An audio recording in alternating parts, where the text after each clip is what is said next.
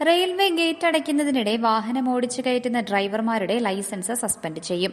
Idukki live വാർത്തകൾ നിങ്ങൾക്കായി അവതരിപ്പിക്കുന്നത് high range hypermart, Kattappana, Cheruthoni, Anakkara, Elappara.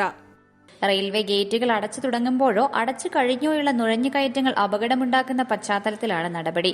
റെയിൽവേയുടെ പരാതിയിൽ നടപടിയെടുക്കാൻ മോട്ടോർ വാഹന വകുപ്പ് RTOമാർക്ക് നിർദ്ദേശം നൽകിയിട്ടുണ്ട്.